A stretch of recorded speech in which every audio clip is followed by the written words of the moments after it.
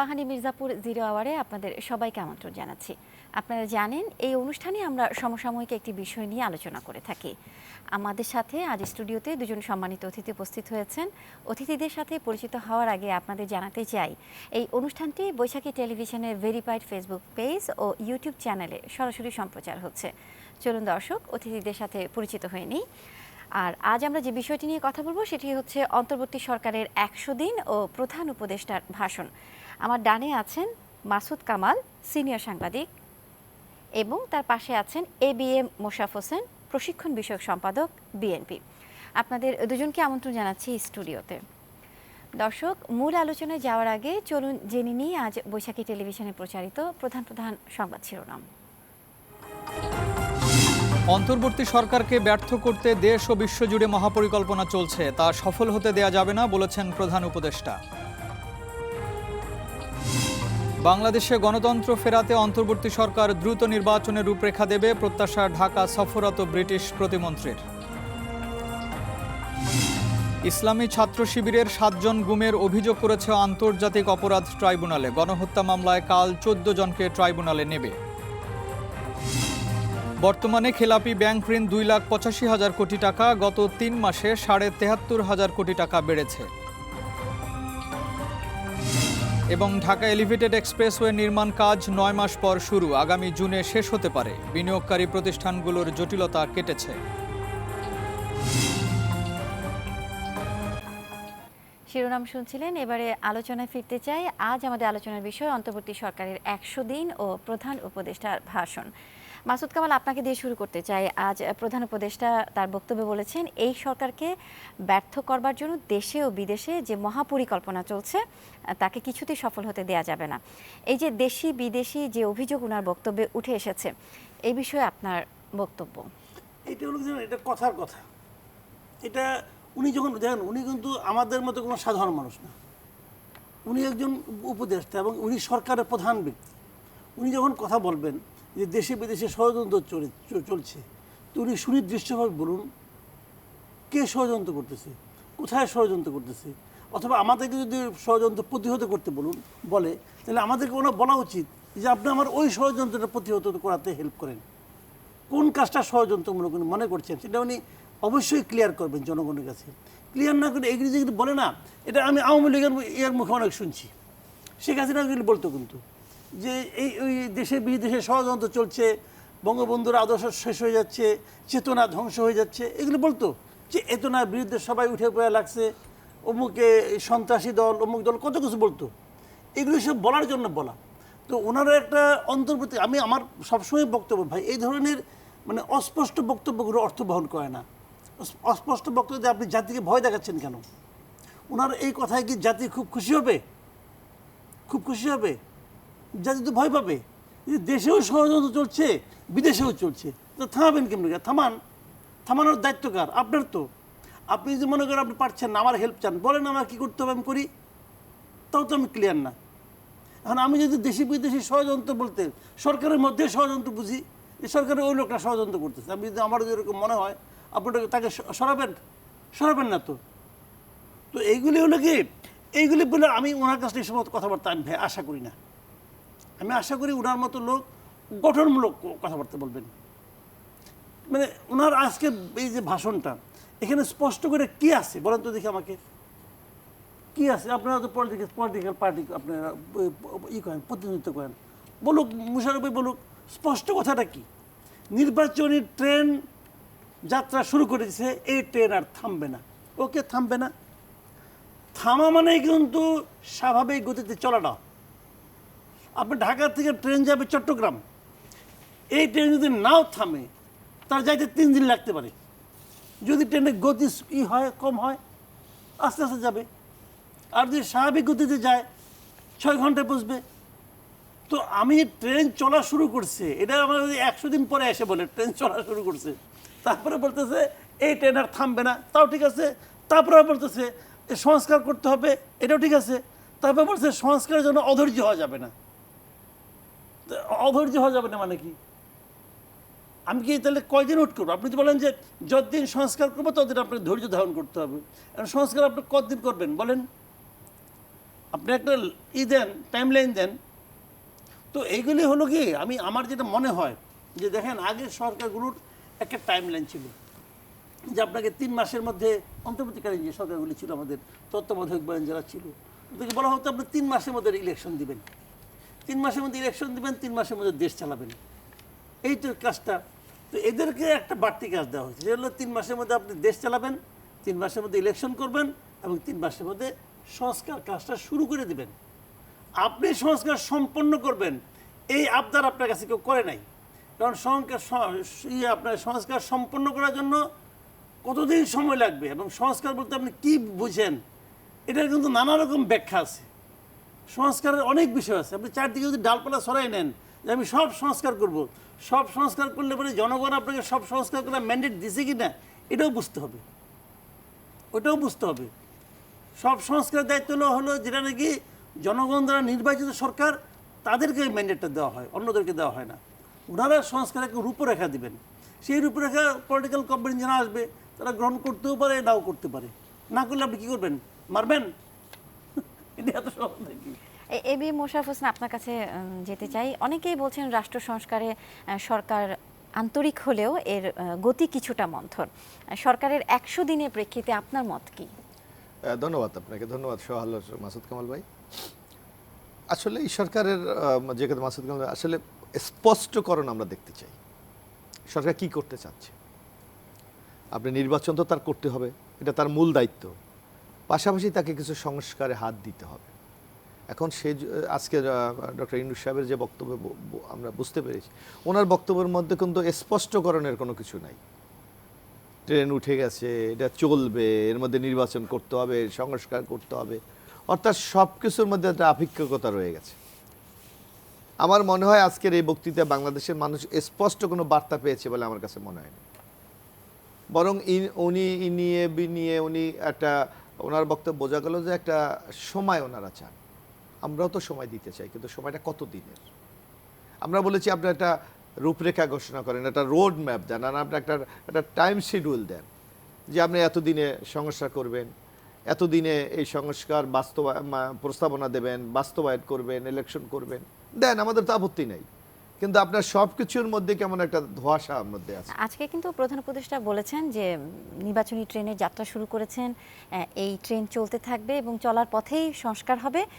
এতে প্রয়োজনের তুলনায় হয়তো মানে কিছুটা সময়, বাড়তি সময় লাগতে পারে, কিন্তু রাজনৈতিক দল হিসেবে কি আপনি মনে করেন এই বাড়তি সময়টুকু দেওয়ার মানে সহিষ্ণুতাকে আসলে রাজনৈতিক দলগুলো আপনি একটা লক্ষ্য করবেন যে এই বিশেষ করে 5ই আগস্টের পর, শেখ হাসিনা পালিয়ে যাওয়ার পর, রাজনৈতিক দলগুলো কিন্তু ডক্টর ইউনূসের নেতৃত্বে এই সরকারকে নিঃস্বার্থভাবে সমর্থন দিয়েছে।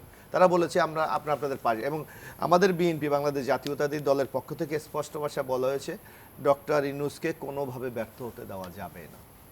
কিন্তু এর অর্থ আপনি অনন্তকাল থাকবেন? এর অর্থ আপনার সংস্কার চলতে থাকবে, ট্রেন চলতে থাকবে, অর্থাৎ কোথায় যাবে ট্রেন? সেই গন্তব্যটা তো আপনাকে দিতে হবে। গন্তব্য আমরা একটাই বুঝি, আগামী দিনে একটি অবাধ, সুস্থ, নিরপেক্ষ নির্বাচন করার জন্য। কিন্তু আপনি বলছেন কি, যেমন যেই ব্যাপারটা নিয়ে বাংলাদেশে এখন সবচেয়ে বেশি আলোচিত হচ্ছে যে সংস্কার তো আমরাও চাই, কিন্তু আপনি কি করেছেন? সংস্কারের জন্য 11টা মনে হয় এখন পর্যন্ত কমিটি করা হয়েছে, তাই না কামাল ভাই? 11টা মনে হয়, 11টা। তো 11টা কমিটি আপনি এই যে কমিটিগুলি যেগুলি তথ্য উপাত্ত সংগ্রহের জন্য আপনি করেছেন, সেখানে ইচ্ছা করলে আপনি রাজনৈতিক দলকে সম্পৃক্ত করতে পারতেন, আপনি করেন নাই।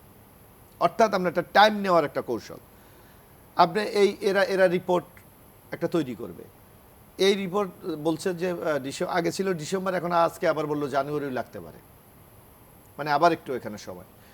এই রিপোর্ট ফাইনালের পর আপনি রাজনৈতিক দলগুলির সাথে বসবেন, অন্যান্য স্টেক হোল্ডারদের সাথে বসবেন, তারপর চূড়ান্ত করবেন, তারপর বাস্তবায়নের উদ্যোগ নেবেন। আপনার তো এগুলি কোনো প্রয়োজন নাই। আমি একে স্পষ্ট ভাষায় বলি, আপনি সংস্কার কে চায়? রাজনৈতিক দলগুলি সংস্কার চায়, এই যে কামাল ভাইয়ের মতো সুশীল সমাজ। সংস্কার কে চায়? আপনাদের মতো গণমাধ্যম লোকরা, এরাই তো। এর বাইরে আছে ব্যবসায়ী কমিউনিটি, এই তো। এর মধ্যে আপনি দেখেন বিএনপির নেতৃত্বাধীন 42টি রাজনৈতিক দল, তারা লিখিতভাবে রাষ্ট্র সংস্কারের জন্য 31 দফা উত্থাপন করে অলরেডি সেটা মিডিয়া পাবলিশ করে দিয়েছে। সুতরাং বিএনপির নেতৃত্বাধীন রাজনৈতিক দলগুলি কি চায় সেটা কিন্তু আপনার টেবিলে আছে। আপনার জামাতে ইসলাম প্রকাশ্যে প্রেস কনফারেন্স করে বলেছে আমরা এই সংস্কার চাই, আপনার টেবিলে আছে। আপনার বাম গণতান্ত্রিক যে আরেকটি জোট যেটা আছে তারা তাদের প্রস্তাবনা দিয়েছে, তাইলে আপনার আর কার কাছ থেকে আপনি প্রস্তাব আশা করেন? আর কে? আর প্রতিনিয়ত আপনার সংস্কার কমিটিগুলি তো বিভিন্ন স্টেক হোল্ডারদের সাথে আলাপ করছেই, তাইলে আমার কেন জানুয়ারি পর্যন্ত রিপোর্ট, তারপরে এদের সাথে আমার আলাপ তো দরকার নাই, আমি তো দিয়ে দিয়েছি। আমি তো বলছি এই ক্ষেত্রে আমি কি বলেছি? আমি বলেছি আমি দ্বিকক্ষ বিশিষ্ট পার্লামেন্ট চাই। আমি কি বলেছি? আমি বলছি তত্ত্বাবধায়ক সরকার ফেরত চাই। আমি কি বলেছি? পরপর 2বারের বেশি কেউ প্রধানমন্ত্রী হতে পারবে না। আমি কি বলেছি? রাষ্ট্রপতি প্রধানমন্ত্রী ক্ষমতার মধ্যে ব্যালেন্স চাই। আমি চাই যে বিচারপতি অপসারণের জন্য সুপ্রিম জুডিশিয়াল কাউন্সিল চাই। আমি কি বলেছি? আমি বলেছি দুর্নীতি কমিশনের জন্য, পুলিশের জন্য কমিশন চাই। আমি তো যা যা যা আপনার এই সরকারের করতে হবে প্রত্যেকটি বিষয়তে আমি সুনির্দিষ্টভাবে বলেছি। তাহলে আপনি কার সাথে আলোচনা করবেন? অর্থাৎ আপনার সময় ক্ষেপণের জন্য নানাভাবে নানা ফন্দি বলা হচ্ছে। আরেকটি যে জিনিস আপনাকে আরেকটি জিনিস খেয়াল রাখতে হবে, বলা হয় যে এত অল্প সময় পারা যাবে না। কামাল ভাই, আপনি তখন মানে খুব ডার্ক সাইডের সাংবাদিক, ইয়ং সাংবাদিক, 90 সালে বিচারপতি শাহাবুদ্দিন, আমি জানি না আপনার তখন লেখাপড়ার কোন অবস্থা আপনি 90-তে।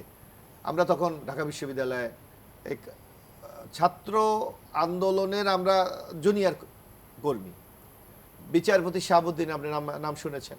মাত্র 3 মাস উনি ক্ষমতা ছিল, এর মধ্যে বাংলাদেশের ইতিহাসে সবচেয়ে অবাধ, সুস্থ, নিরপেক্ষ এবং গ্রহণযোগ্য একটা নির্বাচন করে দিয়েছে।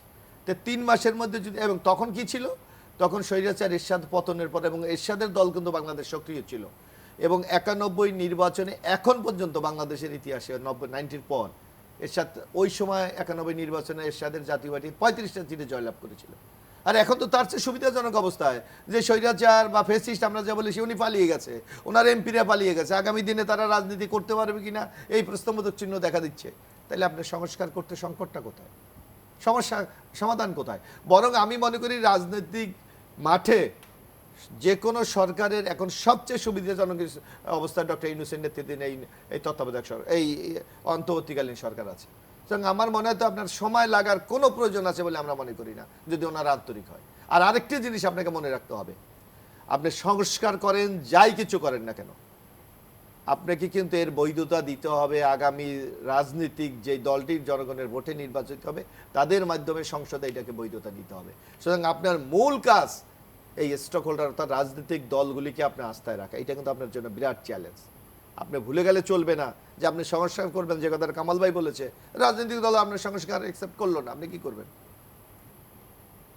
রাজনৈতিক দলগুলি আপনার এখন আপনি অর্ডিন্যান্সের মাধ্যমে তো করবেন, এই অর্ডিন্যান্স তখন তার আইনে পরিণত করবে না, আপনার তো তখন কিছু করার থাকবে না।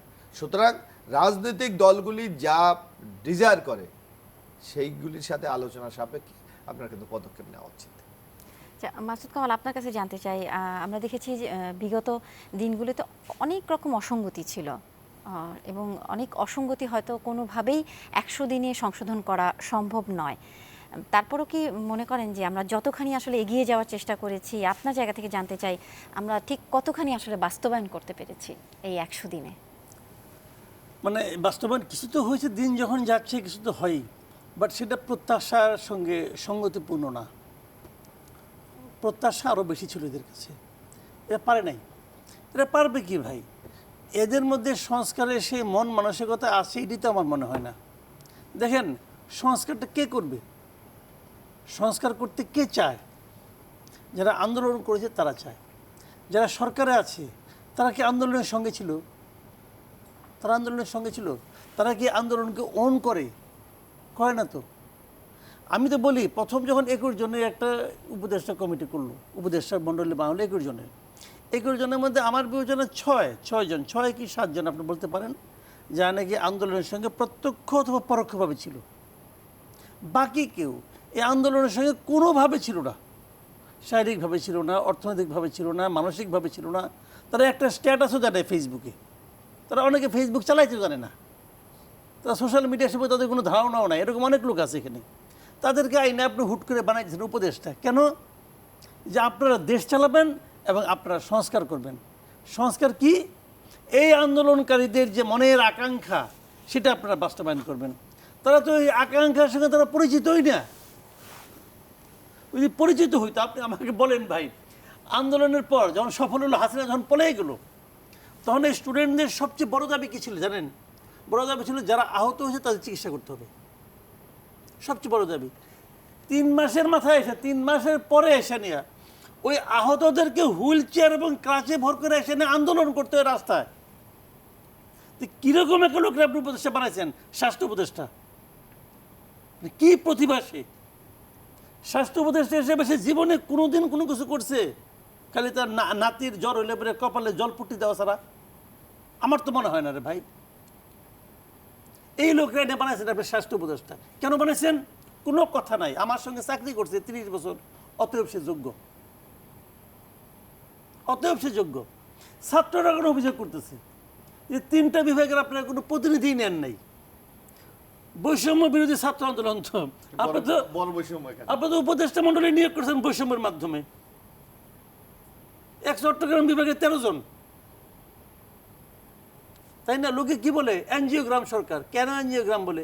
এনজিও আর ওদিক দিয়ে চট্টগ্রামের গ্রাম আর গ্রামীণের গ্রাম, 2 গ্রাম আইনা এনজিও গ্রাম বানাইছেন আপনি। এনজিও, গ্রামীণ, চট্টগ্রাম, এইগুলো আপনার সরকার। কেন? কারণ ওনার বাড়ি চট্টগ্রাম। যে ভদ্রলোক ওই জায়গায় বৈষম্য করে, আমি কিন্তু সরাসরি ডক্টর ইউনূসের সমালোচনা করতেছি এখন। ডক্টর ইউনূস অত্যন্ত ভালো মানুষ। ডক্টর ইউনূস সারা দুনিয়ায় আমাদের দেশকে সম্মানিত করছে, কোনো সন্দেহ নাই। কিন্তু ডক্টর ইউনূস সরকার চালানোর ক্ষেত্রে সফল হইতে পারে নাই। ওনার উপদেষ্টা নিয়োগই ঠিক হয় নাই। আজকে 2 দিন ধরে আলোচনা হচ্ছে কি মুস্তফা সরোয়ার ফারুকী সে নাকি স্বৈরাচারের দালাল। ওকে ফাইন, ফারুকী কি বলতেছে জবাবে? আমি তো পুরো জুলাই মাসে ফেসবুকে এবং সোশ্যাল মিডিয়াতে এই সরকারের বিরুদ্ধে আন্দোলন করছি, কি স্ট্র্যাটাজি সব দেখাচ্ছে না? দেখাচ্ছে। এরা মানে না, না মানি না, তুমি খারাপ। আচ্ছা খারাপ, তো মুস্তফা সরোয়ার ফারুককে সরানোর আগে আমি যদি বলি এই আলী ইমাম মজুমদার, সে তো 2 দিন পরে পরে প্রথম আলোতে লিখতো, বাইগ্রাউন্ড তার লেখাগুলির মধ্যে আওয়ামী লীগ সরকারের বিদেশে কী লিখছে ভাই করেন। আমি অন্তত 10টা উদাহরণ দিয়ে দেবো যে নাকি আওয়ামী লীগ সরকারের স্তুতি করে সে লিখছে। তো তার ক্ষেত্রে কেউ আপত্তি করছেন না আপনারা? কেন আপত্তি করেন? তো এইগুলি জানেন কথার কথা। তাহলে কি আপনি মনে করছেন যে বৈষম্য বিরোধী ছাত্র আন্দোলনে যারা নেতৃত্ব ছিল তাদের সাথে সরকারের একটা দূরত্ব বাড়ছে? শুনেন, এখানে কতগুলি জিনিস আপনাকে বুঝতে হবে। বৈষম্য বিরোধী ছাত্র আন্দোলন এরা কিন্তু এই আন্দোলনের সামনের সারিতে ছিল। যদি কেউ বলে এরাই আন্দোলন করছে শেষ করছে, এটা আমি বিশ্বাস করি না। এই আন্দোলন অনেক দিনের আন্দোলন। এই আন্দোলন গত 15 বছরের আন্দোলন। দেখেন এরা যে আন্দোলনটাকে ওন করেন, আন্দোলনটা কিরে ভাই, আপনি কি চাইছেন? স্বৈরাচারের পতন চাইছেন, তারপর আর কি চাইছেন? স্বৈরাচারের পতন কাকে বলে? শেখ হাসিনা হেলিকপ্টারে গেলে ইন্ডিয়া গেলো, স্বৈরাচারের পতন হয়ে গেল? সে যে ব্যবস্থাটা এখানে ক্রিয়েট করছে, সে যে অন্যায় কর্মকাণ্ডগুলো এখানে করছে, সেগুলি থামাতে পারছেন? আমি একটা কথা বলি, এখন এনে মুশারফ ভাই আছে, সে হয়তো বলবো যে না আমার খুশি করার জন্য বলতেছে। আমি ওনার খুশি করার জন্য বলতেছি না, বাস্তব। এক বিএনপির বিরুদ্ধে কতগুলি মামলা হয়েছে বলেন? 60 লাখ। একটা মামলা এসে উঠাইছে? এক খালেদা জিয়ার মামলা উঠাইছে। কিন্তু এই যে পলিটিক্যাল এই মামলাগুলো তো সবগুলি ভুয়া আজ মামলা। প্রধান উপদেষ্টা বলেছেন যে শুধু জুলাই বিপ্লবের হচ্ছে যে গুম হত্যা সেটা না, আরো বিগত দিনেরও হচ্ছে অপরাধের বিচার করা হবে। করছে ভাই, মামলাগুলো উঠেন না। আমার তো উঠায় কাছে নাই, ভালো আমাদের লাগে না। মামলা এখন আছে আপনার না 3 মাস ধরে এই গত 3 মাসে এত বড় আন্দোলন, সবল আন্দোলন হলো, এরপরেও কি বিএনপিকে যে আদালতের যে হাজিরা দিতে হচ্ছে না? কেন আদালতে হাজিরা দিতে হবে? স্বৈরাচারে করা মামলা কেন সে হাজিরা দিবে? উঠাতে পারে না। একটা ডিক্লারেশন লাগে খালি, সিম্পল, যে পলিটিক্যাল মামলা যা হয়েছে সব এখন আপনি উড্র করবেন না, উড্র করেন না, স্থগিত করে দেন, কিছুটা করেন। কেউ তাকায় দিকে তো এটা কি? ওই 2-3 জন স্টুডেন্ট কি ছিল, ওরাও তো এর খুশি না, তো ওরাও আনহ্যাপি হয়ে গেছে। তাহলে আপনি কার জন্য করতেছেন এটা?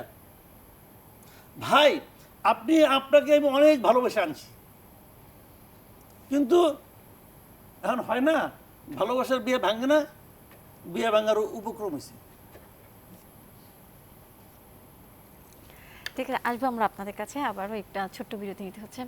দর্শক, ইস্পাহানি মির্জাপুর জিরা আওয়ারে নিচ্ছে একটা ছোট্ট বিরতি, ফিরছে একটু পর, সাথেই থাকুন।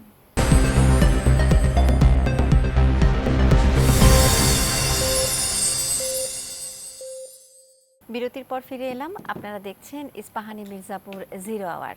আজ আমরা আলোচনা করছি অন্তর্বর্তী সরকারের 100 দিন ও প্রধান উপদেষ্টার ভাষণ। এবিএম মোশাররফ হোসেন, আপনার কাছে যেতে চাই। প্রধান উপদেষ্টা আজকে বলেছেন আইনশৃঙ্খলা পরিস্থিতির দৃশ্যমান উন্নতি হয়েছে, দেশের কোনো মানুষ যাতে সহিংসতার শিকার না হয় সেজন্য যথাসাধ্য চেষ্টা করা হয়েছে। এই মুহূর্তের আইনশৃঙ্খলা পরিস্থিতি এবং পূর্বের আইনশৃঙ্খলার পরিস্থিতি নিয়ে আপনার মতটা জানতে চাচ্ছি। একটা গভর্নমেন্ট দীর্ঘ 3 মাস ক্ষমতায় আছে, কিছুটা তো হবেই, এটা তো স্বাভাবিক ব্যাপার, কিন্তু এটা যৌক্তিক পর্যায়ে হয়েছে কিনা সেটা আপনাকে বিবেচনা করতে হবে।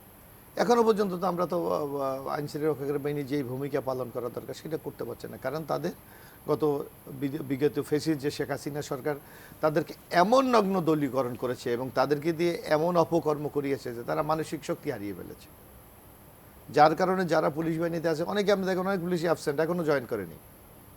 অর্থাৎ এই যে যারা অপকর্মের সাথে জড়িত তাদেরকে যদি আপনার অভিযোগের ভিত্তিতে সুনির্দিষ্ট বিচার না করেন, তাদের যারা পালিয়ে আছে তাদেরকে সরকার এখনো চাকরি থেকে বরখাস্ত করেনি, অর্থাৎ এখনো আশায় আছে যদি চলে আসে। অর্থাৎ সরকারের এই ভূমিকাগুলো স্পষ্ট হতে হবে। পাশাপাশি আরেকটি কথা আপনাকে বলি, যে আপনি বলছেন যে আপনি একটা ফেসিস সরকার থেকে বেরিয়ে একটা বৈষম্যমুক্ত সমাজ প্রতিষ্ঠা করবেন। তা আমরা তো দেখেছি যে এই সরকারের এই যে শেখ হাসিনা, প্রতিনিয়ত আপনাদের মিডিয়া আমরা দেখি যে হাসিনাকে টিকিয়ে রেখেছে এই তার প্রশাসন, যে হাসিনা যে প্রশাসনকে সাজিয়েছে প্রশাসন। তা আপনি 3 মাসে প্রশাসন কি পরিবর্তনটা করেছেন দেখেন, বলেন।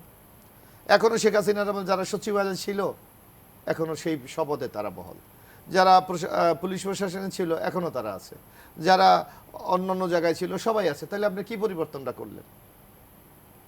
কোনো পরিবর্তন আমরা লক্ষ্য করি না। বরং আমরা যারা 2-4 জনের সাথে যখন কথা বলি তখন আমরা যে চিত্র শুনি সেটা অত্যন্ত ভয়াবহ।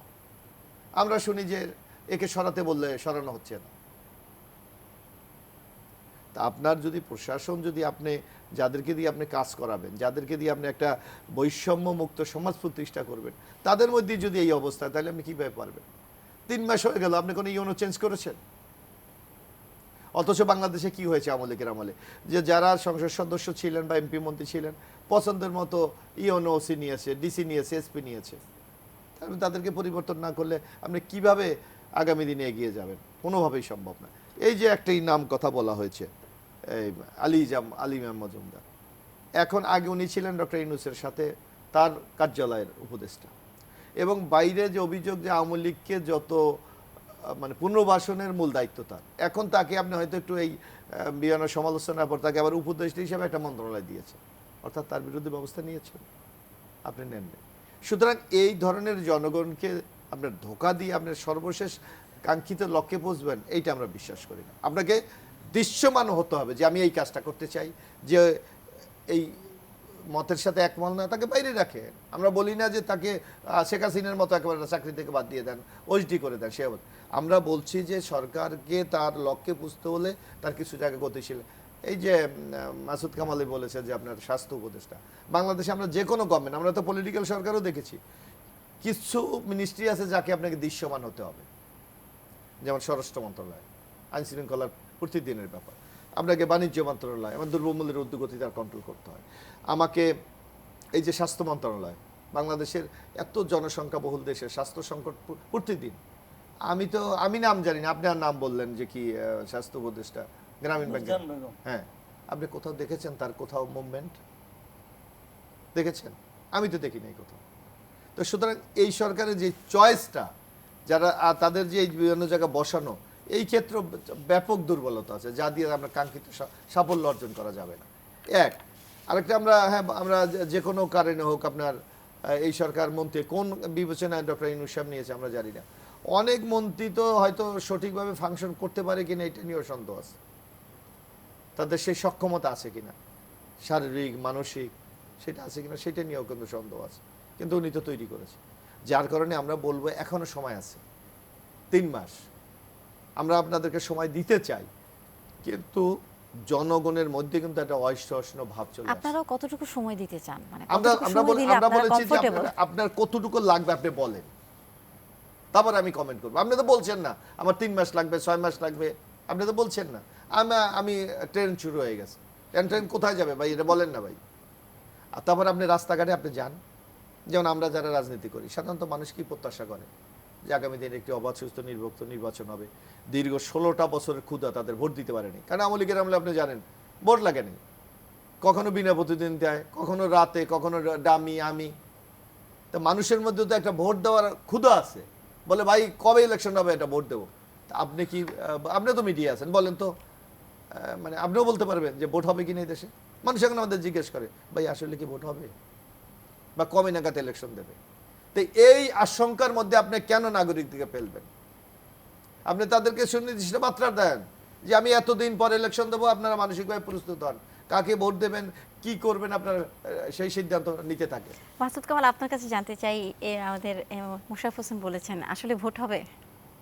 ভোট তো হতেই হবে, ভোট হবে না কোনো, হবে জবে হোক তবে ভোট হবে। শুনেন, ভোট এদের কাছে চাওয়া হচ্ছে যে আপনারা তাড়াতাড়ি ভোট দেন। যদি এই সরকার ভোট দিতে দেরি করে, এখন বরং কতটুকু দেরি, মানুষের ধৈর্যের চেয়েও বেশি দেরি করে, মানুষ বলবে বাবা তোমার দরকার নাই, তুমি বাড়ি যাও, লোক আছে আমাদের, অন্য লোককে চালাবো আমরা। বা এই দেশের মানুষকে এখন আর ভালো বলতে চিনে নাই, ডক্টর ইউনূস তো এই দেশের মানুষকে চিনে না। আপনি গত 10 বছরের হিসাব নেন, গত 10 বছরে ডক্টর ইউনূস বাংলাদেশে ছিল কয়দিন, বাংলাদেশের বাইরে ছিল কয়দিন, হিসাব করেন আপনারা। দেশের বাইরে ছিল বেশি দিন। এই দেশের মানুষকে সে চিনে না এখন পর্যন্ত, চিনা সারে নাই। আর এই দেশের পলিটিক্যাল পার্টি এদের কিন্তু চিনেই নাই, খালি এক হাসিনাকে চিনতে তার জীবন শেষ। এক হাসিনাই তারা এমন দৌড়ের উপরে রাখছে, সেখানে ওইটাই চিনছে, আর কারো চিনে নাই। পলিটিক্যাল পার্টি এখনো চেয়ে নেয় ওনারা। আপনি খালি জানুয়ারি মাসে আসতে দেন, আমি চ্যালেঞ্জ দিলাম তো, জানুয়ারি মাসে আসতে দেন, ওনার মাথায় খারাপ হয়ে যাবো। তখন সবগুলো পলিটিক্যাল পার্টি বলবে যে নির্বাচন দাও। আর কত? অলরেডি বিএনপি ঘোষণা করছে নির্বাচনের রোডম্যাপ ঘোষণা করতে হবে। উনি ট্রেন ছেড়ে দিচ্ছেন, কিন্তু রোডম্যাপ তো ঘোষণা করেন নাই। রোডম্যাপ জিনিসটা কি? ওনাকে তো বলতে হবে যে আমি আগামী জুনের মধ্যে নির্বাচন করতে পারবো। আচ্ছা জুন না, উনি বলুক আগামী ডিসেম্বরের মধ্যে করব। উনি বলুক না আমার 2 বছর লাগবো। ভাই আপনি একটা কিছু তো বলবেন। আপনি যখন 6 মাস বললেন, 6 মাসে পারলেন না, ঠিক আছে ভাই পারি নাই, আরও 6 মাস দেন সময়, চাই নেন। আপনি কোনো সময়ই বলেন না। এবং উপদেষ্টাদের অনেকে দেখছি, এদের যদি বলা হয় যে ভাই আপনি নির্বাচন কবে দেবেন, এদের মন খারাপ হয়ে যায়, খুব মন খারাপ করে যে আমি লটারির মতো একটা পুরস্কার পাইছি, এটাও নিয়ে নিতে চান আপনারা, আপনারা এত নিষ্ঠুর ভাবখান এরকম আর কি। তো এটা ঠিক না। এবং এটা কিন্তু পাবলিক দেখেন, আপনি পাবলিক 2 নম্বরে কী বলে, ভাইয়া মানুষ, এদেশের মানুষ পয়সা কথা। আপনি শুনেন, এই সমস্ত কথা না কিছুই উঠতো না, কেউ নির্বাচনে মাথা ঘামাতো না, যদি এরা মানুষের সাধারণ যে প্রয়োজনগুলো, নিত্যদিনের যে প্রয়োজনগুলো, যদি তারা এগুলি মেটাতে পারতো, যদি দ্রব্যমূল্য কন্ট্রোলে থাকতো, যদি ল অ্যান্ড অর্ডার কন্ট্রোলে থাকতো, যদি বিদ্যুৎ ব্যবস্থা ভালো থাকতো, যেগুলো থাকতো না, মানুষ কোনো প্রশ্নই করতো না। মানুষেরও আসলে বিগত সময়ের যত ক্ষোভ আছে, সেই ক্ষোভগুলো আসলে এখন প্রকাশ হচ্ছে। ক্ষোভগুলো প্রকাশ হচ্ছে কিনা জানি না। মাসুদ কামাল, আমরা আসবো, একটা বিরতি নিতে হচ্ছে। দর্শক, আপনারা দেখছেন ইস্পাহানি মির্জাপুর 0 আওয়ার। নিচ্ছে একটা বিরতি, ফিরছে একটু পর, সাথেই থাকুন।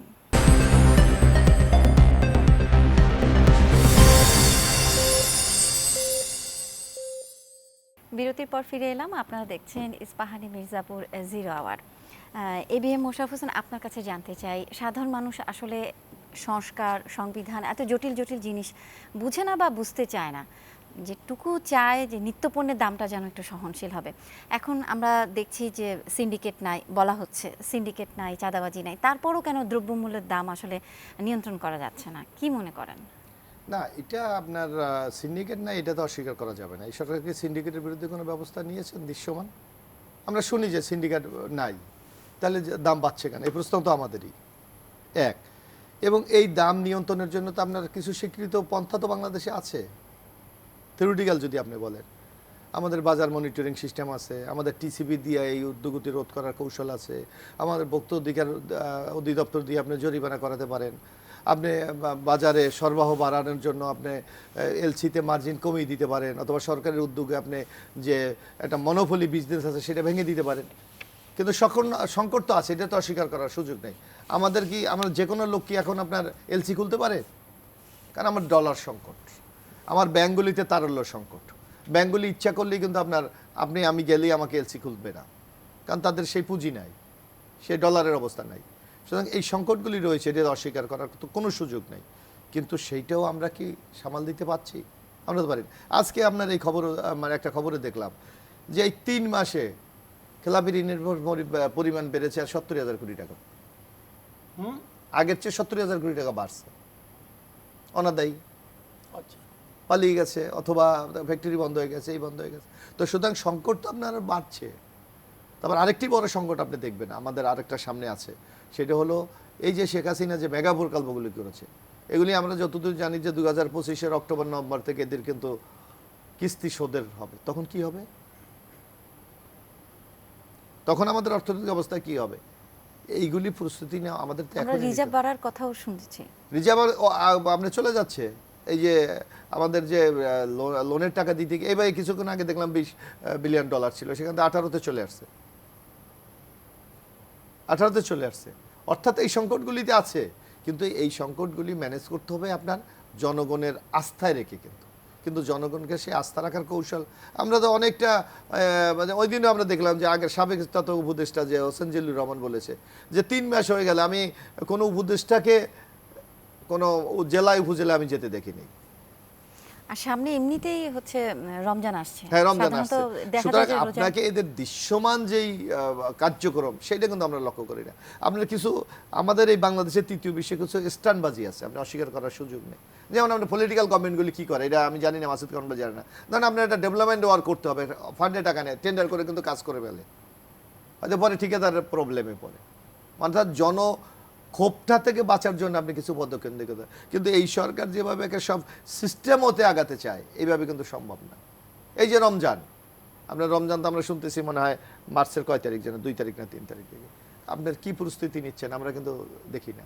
আপনাকে তো একটা বাণিজ্য মন্ত্রণালয়ের একটা আয়োজন থাকতে হবে যে আমি এই এলসিগুলি হচ্ছে, এইটা আমদানি করতেছি, এই সংকট আমাদের তৈরি হবে না। তা আপনাকে এগুলি তড়িৎ গতিতে কিন্তু ব্যবস্থা গ্রহণ করতে হবে। আর আরেকটু জিনিস আপনাকে মনে আছে, মাসুদ কামাল ভাই আমার সাথে স্বীকার করবে, ফখরুদ্দিন মঈনুদ্দিন যখন 111 তৈরি করেছিল 6 মাস কিন্তু আকাশচুম্বী জনপ্রিয়তা ছিল, আপনার খেয়াল আছে? 6 মাস পর যখন জনগণের প্রত্যাশা পূরণ করতে পারে নাই, এই যে এই বাজার ভেঙে দেয়, এই মানুষের ঘর ভেঙে দেয়, এই অমুক গোডাউন সিজ করে, অমুক করে, লাস্টে কিন্তু দেশে এমন একটি অবস্থা বিরাজ করছিল, ফখরুদ্দিন মঈনুদ্দিনকে কোনো রকম ইলেকশন দিয়ে পালিয়ে বেড়াচ্ছে আওয়ামী লীগের সাথে ব্যালেন্স করে। তারপরেও কি তারা বাংলাদেশে আসতে পেরেছে? তাহলে আপনি কি মনে করছেন অন্তর্বর্তী সরকারের জনপ্রিয়তা কমছে? অবশ্যই কমছে। আপনি এখন একটা সার্ভে করেন, আপনি দেখবেন অবশ্যই কমছে। যে প্রত্যাশা নিয়ে মানুষ তাদেরকে একটা নিঃশর্ত সমর্থন দিয়েছে, আমার মনে হয় না সেই সমর্থন এখন। আপনি আজকের পত্রিকাটা দেখেন, আজকের পত্রিকা আনু মোহাম্মদ বলেছে এই সরকারের দ্রুত নির্বাচনের পথে হারা উচিত, বদরুদ্দিন ওমর বলেছেন এই সরকারের দ্রুত নির্বাচন দেওয়া উচিত, চরমেনার যেটা ইসলামী শাসনতন্ত্র আন্দোলন তারা বলেছে যে নির্বাচনের রোডম্যাপ ঘোষণা করা উচিত, এমনকি জামাতে ইসলামও আজকে বলেছে নির্বাচনের রোডম্যাপ দেওয়া উচিত। আপনার রাজনৈতিক দলগুলির কিন্তু কণ্ঠ পরিবর্তন হয়ে যাচ্ছে, আপনাকে এটা বুঝতে হবে। আপনি যদি এই জনগণের কণ্ঠ বুঝতে না পারেন, তাহলে কিন্তু আগামী দিনে আপনাকে নানা সংকট মোকাবেলা করতে হবে। মাসুদ কামাল, আপনার কাছে জানতে চাই, আজকে প্রধান উপদেষ্টার বক্তব্যে অনেকগুলো বিষয় আসলে উঠে এসেছে। উনি বলেছেন যে শ্রমিক অসন্তোষ নিরসনে বেশ কিছু পদক্ষেপ নেওয়া হয়েছে, শ্রমিকরা উৎপাদনে ফিরেছে, তারপরও আজও রবিবারও আমরা দেখেছি শ্রমিক অসন্তোষ। কেন আসলে এই শ্রমিক অসন্তোষটা বন্ধ করা যাচ্ছে না? এখন এটা যদি একটু বেশি হয় না, আপনি সরকারকে জিজ্ঞাসা করবেন, বলবে যে ওই যে বলছে না দেশি বিদেশি ষড়যন্ত্র, দেখবেন এটা মধ্যে ষড়যন্ত্রের গন্ধ পেয়ে গেছে। এটা হয় কি, আমরা ছোটোবেলায় দেখতাম পরীক্ষা যখন দিতে যেতাম না, পরীক্ষা তো খারাপ হতো, তো বাবা মা জিজ্ঞেস করতো পরীক্ষা খারাপ হলো কেন, অমুক হলো কেন, তমুক হলো কেন, তখন বলতাম কি সিলেবাসের বাইরের থেকে প্রশ্ন করছে, মানে দোষ হলো মাস্টারের, প্রশ্ন ঠিক হয় নাই, আমি যে পড়ি নাই ওইটা কিন্তু ব্যাপার না, ব্যাপার হলো সিলেবাসের বাইরের থেকে প্রশ্ন করছে। তো প্রশ্ন কি বই থেকে করে নাই? প্রশ্ন বই থেকেই করছে, কারণ প্রশ্ন একটু কঠিন হয়েছে, আমি তো কঠিন তো লাগবে আমার কাছে, অথবা এই প্রশ্নতে কেউ দেখবেন 100 মধ্যে 100 পেয়ে গেছে, আমি ফেল করতেছি বা আমি ছাত্র খারাপ, পড়ি নাই। এখন ওই অজুহাত খুঁজে কোনো লাভ নাই। ষড়যন্ত্র পৃথিবীর সব সময় হয়, ষড়যন্ত্র ঠেকাইয়ে বিভিন্ন দেশ উন্নতি করে, ষড়যন্ত্র ঠেকাই বিভিন্ন দেশ জনগণের মন জয় করে।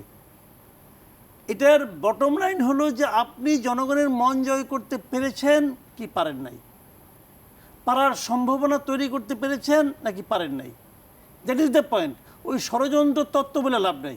আওয়ামী লীগ আমলে যখন কোনো ঝামেলা হইতো মুখস্থ একটা কথা বলতো, করোনা আর ইউক্রেন যুদ্ধ, দুইটা কথা একদম মুখস্থ। করোনার কারণে কিছু করতে পারিনি আমরা, বিরাট ক্ষতি হয়ে গেছে।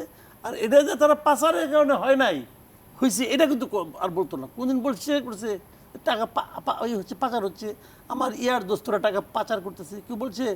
বলে নাই তো। এখন এরা পারে না, এটা বলে না যে আমি যে পারি না, আমি যে অযোগ্য, এটা স্বীকার করে না।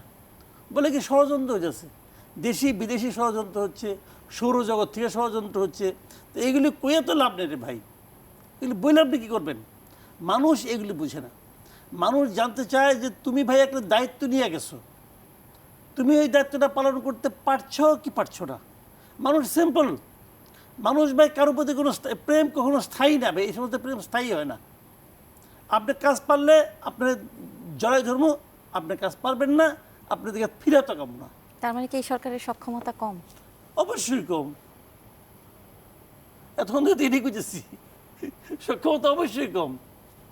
আপনাকে একটা জিনিস বুঝতে হবে, আপনাকে যেমন রাজনৈতিক শক্তির সবচেয়ে বড় মানে এই যে অবস্থানটা কি এইটা বলেন, তারা জনগণের পাঁচটা বোঝার চেষ্টা করে। হয়তো কেউ পারে কেউ পারে না, যে কথাটি মাসুদ কামাল ভাই বলেছে, হয়তো জনগণের যে কি ডিমান্ড এইটাও বুঝতে পারে, আবার ওই টাকা পাচারও উৎসাহিত করে, দুইটা পাশাপাশি কিন্তু চলে। তখন বলে ওই যে ষড়যন্ত্র এই হিসেবে। তো এই সরকার বা ডক্টর ইউনূস সাহেবের এখানে বুঝতে হবে তাদের অধিকাংশ লোক রাজনীতির বাইরের লোক। মানে আমরা তো প্রতিনিয়ত মানুষের সাথে মেলামেশা করি, সাংবাদিক আপনারাও মেলামেশা করেন, কিন্তু তারা যেই শ্রেণীর লোক, তারা কিন্তু সাধারণ পাবলিকের সাথে তাদের সম্পৃক্ততা কম, এটা স্বীকার করতে হবে। এই দুর্বলতা তাদের রয়েছে। তারপর আপনি এখানের মধ্যে কিন্তু আরও ওই যে কথাটা আমাদের ওই গণ অধিকার পরিষদের বিপিন নূর বলেছে, আপনি এটা খেয়াল করেছেন কিনা, যে চেয়েছিল চাকরি, হয়ে গেছে মন্ত্রী। তাদের তো মূল আন্দোলন ছিল বৈষম্য, চাকরির ক্ষেত্রে বৈষম্য, সেখান থেকে কিন্তু সরাসরি মন্ত্রী হয়ে গেছে।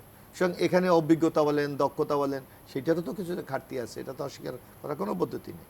তো সুতরাং এই সকল নেগেটিভ সাইডটাকে আপনার সাথে নিয়েই কিন্তু তাদের এগোতে হবে। আমরা তাদেরকে সহযোগিতা করতে চাই। এই যে আমি মাসুদ কামাল ভাই আমরা যে সমালোচনা করছি, এর অর্থ এই নয় যে তাদেরকে আমরা চলে যেতে বলি।